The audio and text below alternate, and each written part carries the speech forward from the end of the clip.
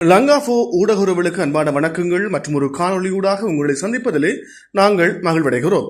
சொத்துக்கள் மற்றும் பொறுப்புகள் பிரகடனத்தை சமர்ப்பிக்க வேண்டிய அனைத்து அரசு அதிகாரிகளும் கையூட்டல் மற்றும் ஊழல் விசாரணை ஆணைக்குழு விசேட அறிவித்தல் ஒன்றை விடுத்துள்ளது. இதன்படி 2026 ஆண்டுக்கான சொத்து விவரங்களை சமர்ப்பிப்பதற்கான இறுதி திகதி ஜூன் மாதம் 30 என அந்த ஆணைக்குழு குறிப்பிட்டுள்ளது.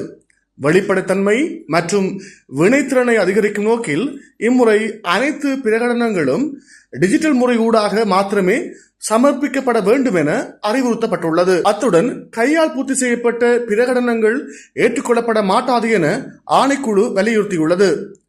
அரசு அதிகாரிகள் கையூட்டல் மற்றும் ஊழல் விசாரணை ஆணைக்குழுவின் உத்தியோகபூர்வ இணையதளத்துக்கு சென்று தமது பிரகடனங்களை சமர்ப்பிக்க முடியும் என கூறப்பட்டுள்ளது. ஜூன் மாதம் இறுதி நாட்களில் ஒரே நேரத்தில் அதிகமானோர் இணையதளத்தை பயன்படுத்துவதால் தொழில்நுட்ப தடைகள் ஏற்பட வாய்ப்புள்ளதால் கடைசி நிமிடம் வரை காத்திருக்காமல் முன்கூட்டியே பதிவு செய்து கொள்ளுமாறு அதிகாரிகள் கேட்டுக்கொள்கின்றனர்.